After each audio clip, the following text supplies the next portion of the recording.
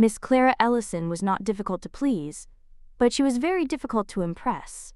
She read widely, embroidered reluctantly, played the pianoforte with more enthusiasm than talent, and laughed often, particularly at the misfortunes of suitors who fancied themselves charming, and yet had no conversational skills beyond the weather and horse ailments. She lived with her elder brother Jonathan, a naval officer of good sense and greater heart, who, though seldom at home for long, doted on Clara with all the care and concern of a mother, father, and well-meaning matchmaker rolled into one. It was on one blustery Tuesday morning that Jonathan, halfway through buttering his toast, said quite suddenly, "Clara, my dearest, you must marry." Clara, who had just taken a sip of tea, nearly choked. "I beg your pardon. I have only a few months before I sail, and I should be far happier knowing you were loved and settled. Besides, you will not have a great dowry. I'd rather secure your happiness than leave it to fate and fortune." Clara narrowed her eyes. "You want to marry me off like I am a troublesome dog who might wander off." "I love troublesome dogs," he replied with a grin.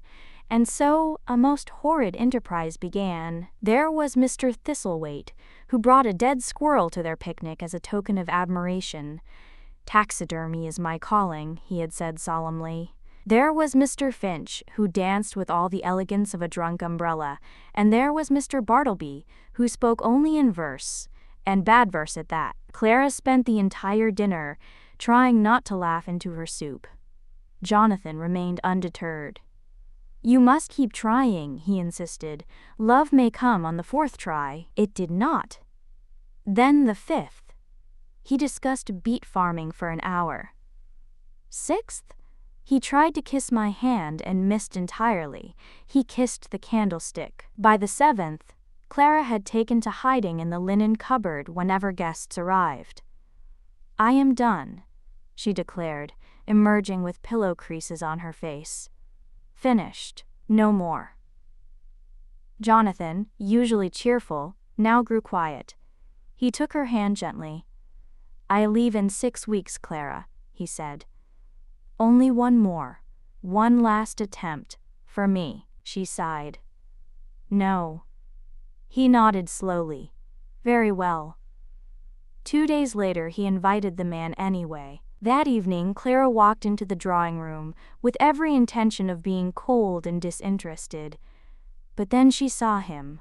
Mr. Henry Austen was tall, with kind eyes, and an honest smile that made it difficult to remember how to form complete sentences. Clara sat stiffly. He offered her a cup of tea with precisely the amount of sugar she preferred. He mentioned her favorite poet, not as a performance, but because he had actually read him. He asked questions and listened, without once bringing up taxidermy, agriculture, or experimental poetry. By dessert, she was laughing like she hadn't laughed in weeks. By the firelight, she was smiling like someone discovering spring after a long winter. Jonathan watched from the corner, pretending to polish a spoon, and grinned into the silver.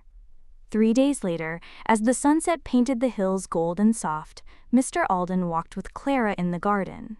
He stopped beneath the willow tree and turned to her, his voice trembling just slightly.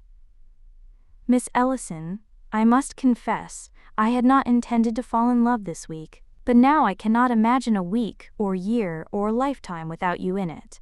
Might I be so bold as to ask for your hand?"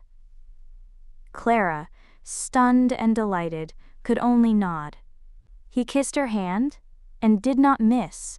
Jonathan left for sea 2 weeks later, secure in the knowledge that his sister had not only been matched, but adored. Clara and Henry married the following spring, in a ceremony full of laughter, lilacs, and only one fainting relative. And though she never said it aloud, Clara often thought with a secret smile, "Sometimes a brother really does know best."